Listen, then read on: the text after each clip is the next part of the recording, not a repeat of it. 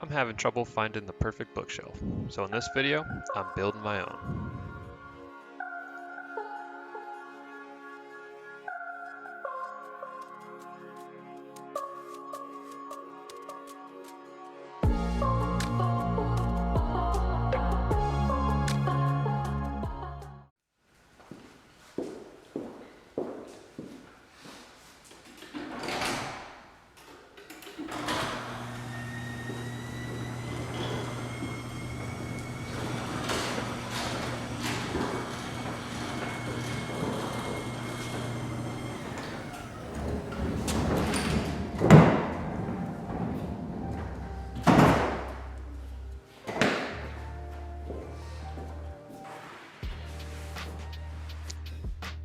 Alright, so for this build, all I'm going to be using is some Baltic birch plywood and some fancy select pine. In fact, this whole build's made with one sheet of 3/4 inch plywood, half a sheet of 1x4 plywood, a 6-foot chunk of 2x2 fancy pine, and then to finish it off, I used 8-foot chunks of 1x2 fancy pine.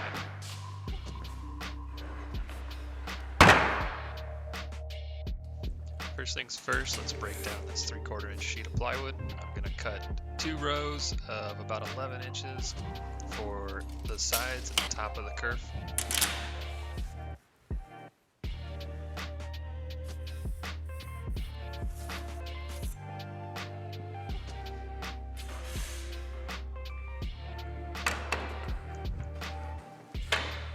To do that, I'm just going to use a circular saw and the guide track, and we're going to set up the circular saw.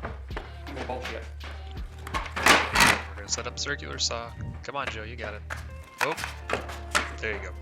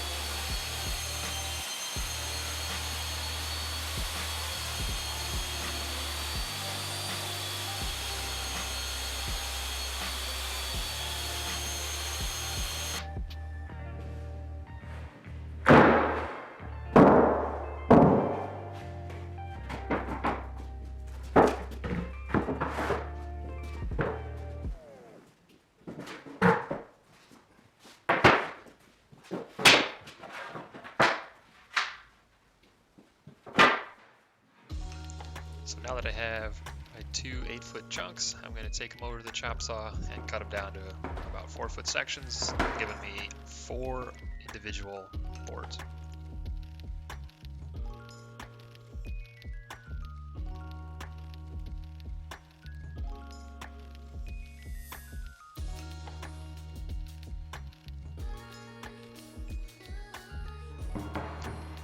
So now I'm just going to take one of the 4-foot sections and mark up the curve pattern. To do this, I'm going to take a straight edge and mark about every 1/2 inch or 5/8. And then you'll just run this all the way down the line. Stay on one side of the board.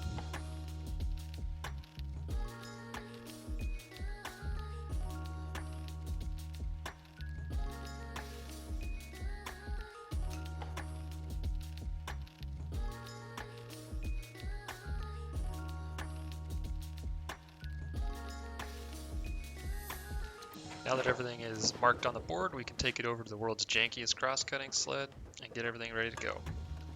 What you want to do here is get your table saw blade about halfway into that last piece of panel on the plywood.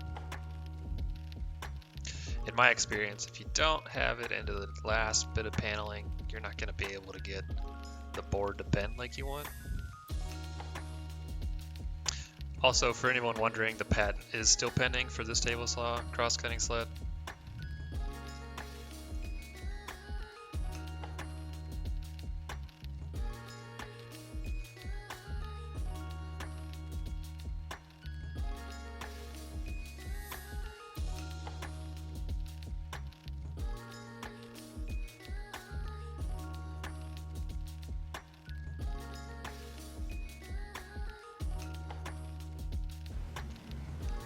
So hopefully your crosscut and curve job is a lot better than mine. For lack of a better term, this was a disaster, but since the outside is the only part that's going to be visible, I'm not too worried about it. So I'm just going to hit it with a sanding pad here to help me avoid any splinters on my poor fingers.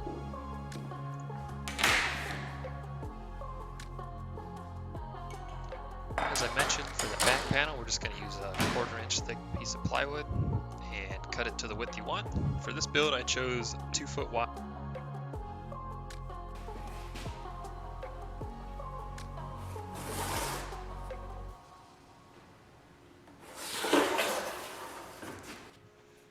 After you have the width set up, just find the center of the arch on the top part of the panel. Here you can build a router sled if you want for this, but since I was a good boy for Christmas, I have this fancy jig that I'm going to be using. Once you get your jig set up and approximate the radius that you need, you're just going to send it. Now I'm going to attach the arch to the 1/4 inch back panel. To do this, I'm using a combination of nails and wood glue, and you'll see here that I just slowly worked my way around, nailing every inch or so. I used a large wood clamp at the bottom that I tightened up to bring the arch in tighter as I went.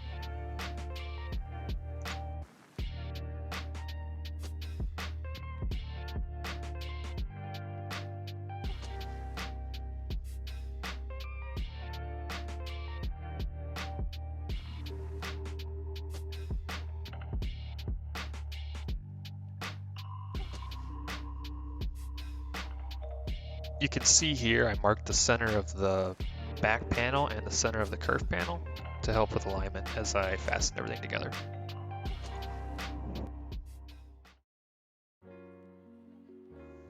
And I repeated the process for the side panels.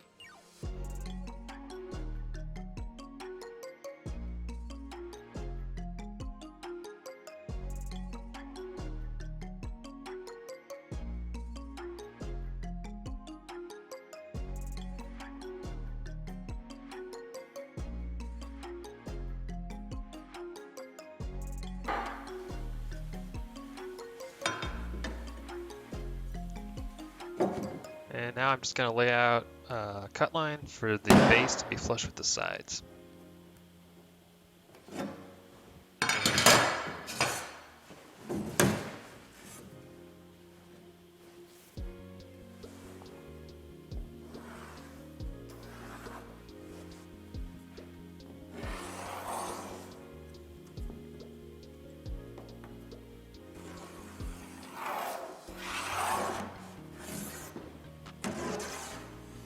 Go Gadget jigsaw, send it all the way through.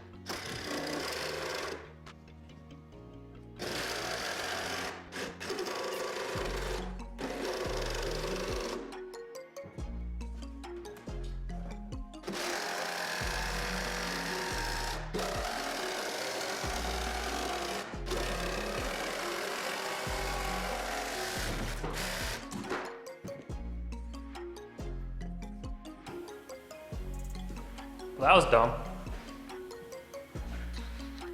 I probably should have been a little bit more careful with this cut, but since it's on the bottom and then in the back, it shouldn't be too big of a deal.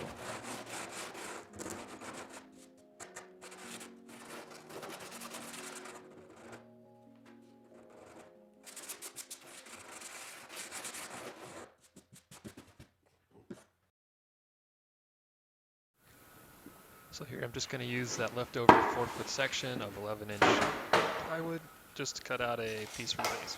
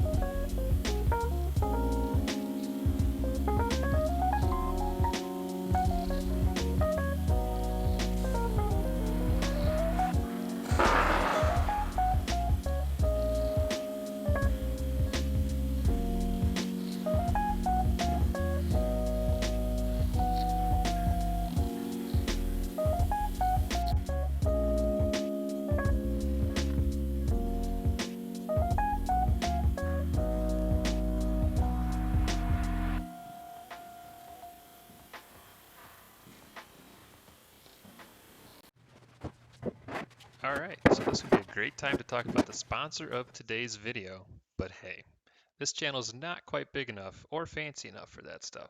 So I'll put some links in the description below of the tools used on this project, just in case you're shopping on YouTube.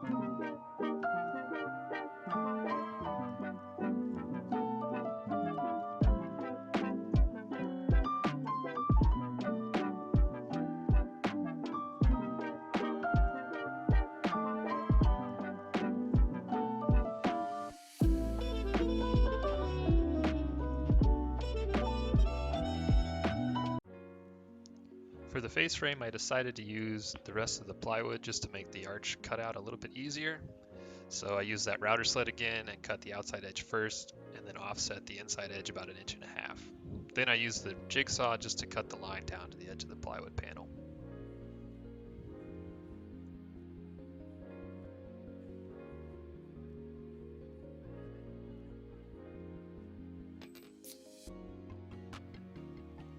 Now you just have to be a WWE superstar and wrestle everything into place, keeping in mind that that kerf board may not see it perfectly for you, but this face frame will help square everything up once you get it in place.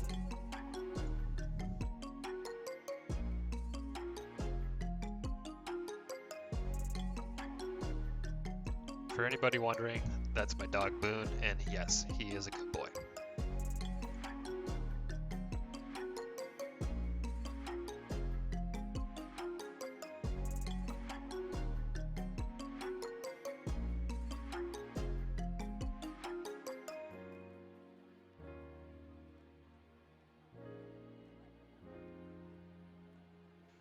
Off camera, I cut out the rest of the face frame from the leftover plywood just to match the width of the art section here. Everything's going to be stained black, so I'm not too worried about the paneling showing. But that being said, if it does bug you, you can certainly put some edge banding on it.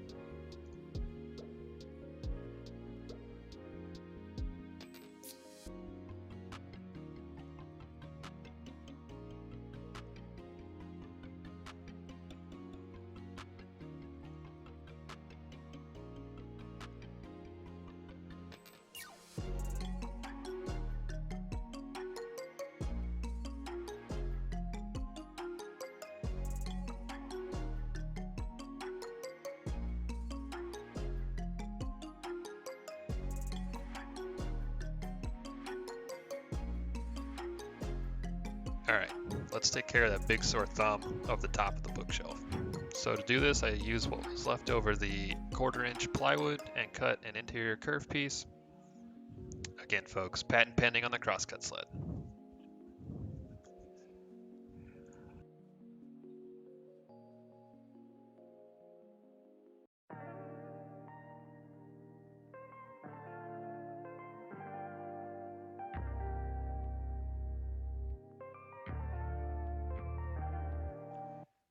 Here you can see me figuring out that the 4-foot piece of panel would not fit into the opening, so I cut it in half and then broke it. So smooth on my part. After making a new panel with the curves a little bit tighter together, I was able to make everything fit, and then I added a keystone piece at the top just to close the gap.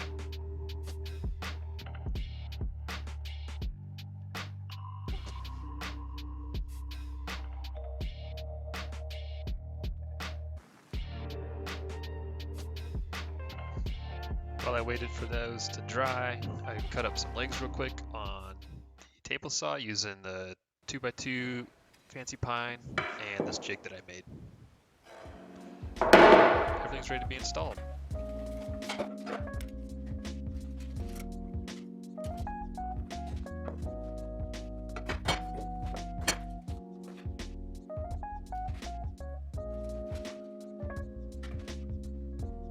So here you're just gonna pre-drill your screw holes from the outside and then send those bad boys home on the inside of the bookshelf.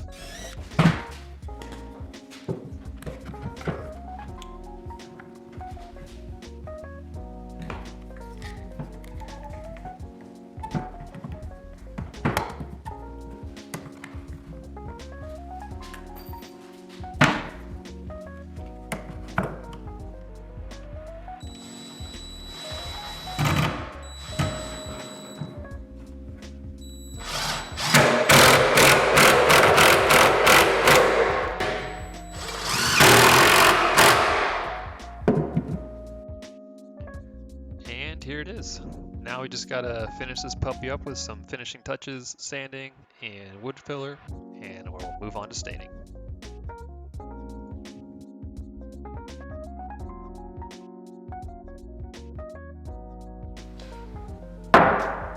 For this build, I'm just gonna use a two-tone light and dark contrast here.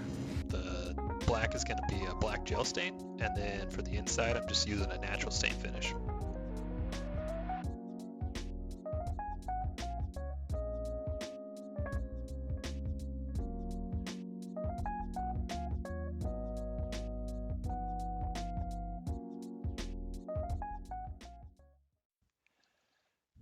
Here it is. Here's the final product. I hope you guys enjoyed the video, and thanks for watching.